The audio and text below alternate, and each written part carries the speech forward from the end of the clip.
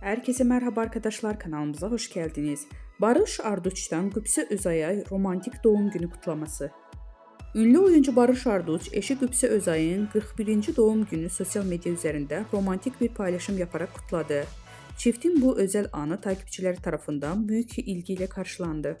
Barış Arduç ve Qübsə Özay 2014-cü yılında Dilha adlı film setində tanışarak aşk yaşamaya başlamışdılar. 2020-ci yılında evlənərək bu özel ilişkilərini taçlandıran çift 2022-ci yılında isə büyük heyecanla beklədikləri kızları Jan Asya'nı kavuşmuşdu. Barış Arduç ve Qübsə Özay çifti kızları Jan Asya adını verdiler.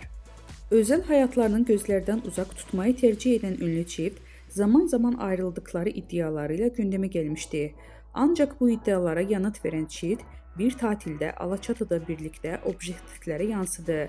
Denizde birlikte giren ikili kendilerini görüntüleyen gazetecilere el sallayarak samimi bir şekilde selam verdi.